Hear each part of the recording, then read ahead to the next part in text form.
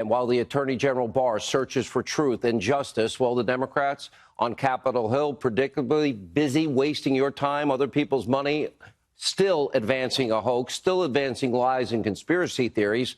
For example, Jerry Nadler is now demanding the Attorney General reveal grand jury information in the Mueller report. Nadler actually wants the Attorney General of the United States to commit a crime, or he's going to be handcuffed by the Sergeant of Arms. Really? As law professor Jonathan Turley has pointed out, it is Nadler who is in for a world of hurt if he continues this. Watch this. I believe that the contempt action of this committee was unfounded, but I also believe that if it goes to a federal court, this is another area where I think that this committee could lose. When senators asked me, why won't he commit to releasing the full and unredacted report? And I said, because that would be a crime. You are heading into a world of hurt if you go to the D.C. Circuit and argue that you could order Barr, or that Barr could unilaterally release Rule 6c information. Now, Nadler's fishing expedition is going nowhere, but in an effort to be transparent as possible, Barr has expanded access to the most unredacted version of the Mueller report, so that Democrats, if they just take the time, they can see almost all of it. No word, by the way, if any Democrats will bother to take the time to look. One sentence and 7 partial sentences removed. Everything else remains. And meanwhile, as we just heard, Barr's legitimate investigation into the deep state is well underway. So is the Horowitz probe into FISA abuse and the Hoover report investigating leaking. And just this week, we learned about the John Durham investigation into the origins of the Russia probe. The once powerful, high-ranking members of this deep state that we have been talking about and exposing for 2 years, they are tonight all running scared, and they are now turning on each other. As we reported last night, Lisa Page, Peter Strzok, they're putting all the blame right on then Attorney General Loretta Lynch. Comey is trashing Strzok and Page on national TV. Rod Rosenstein's being trashed by James Comey, and he's now trashing back. They're both attacking each other's character. And, of course, there's Brennan and Comey. They're blaming each other for promoting and pushing the dirty Clinton bought and paid for Russian dossier.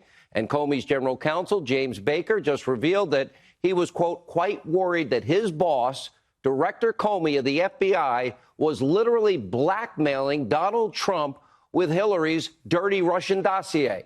You couldn't put this in a spy novel, but it's all true. Take a listen. The Hoover days, especially the investigation of Martin Luther King Jr., what was done there, I don't know what you use, what the word is, the blackmailing of Dr. Martin Luther King. And so, yeah, we were quite worried about that, quite worried about how that would come off. And so we wanted to try to make sure to convey to the president-elect that that's what we were not doing, that, sir, we have this information.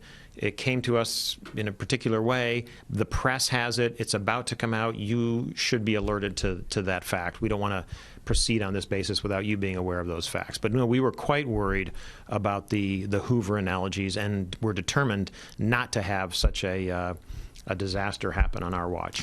Now, we've warned Jimbo, it's not a good look when your own general counsel is comparing you to J. Edgar Hoover, of course, the FBI chief, who was famous for abusing power, spying on Americans, and, yes, blackmailing his political adversaries.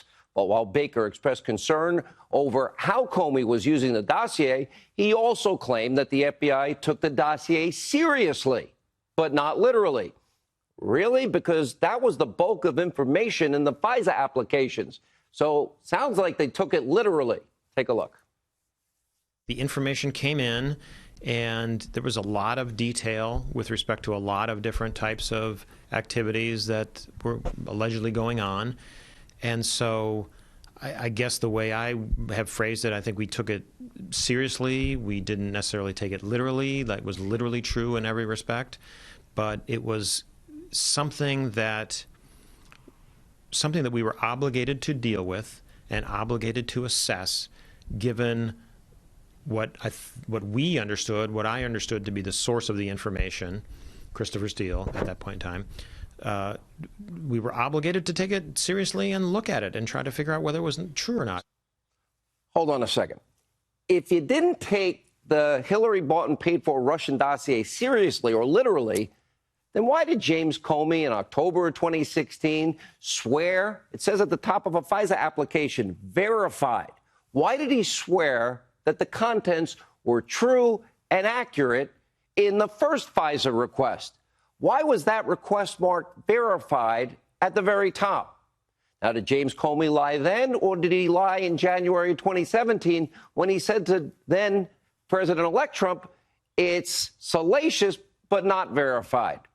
He is at the very center of what was a multi-year effort by the most powerful unelected bureaucrats, clearly first to rig an investigation into their favorite candidate when the evidence was overwhelming and incontrovertible. Hillary Clinton, the Espionage Act. Hillary Clinton, obstruction of justice. The intent was clear, destroy the evidence, and that's why you delete 33,000 subpoenaed emails. That's why you'd use BleachBit. That's why you'd have an aide take a hammer and bust up all your devices and remove all the SIM cards. That would be intent, something they tried to pin on Donald Trump when there was no underlying crime.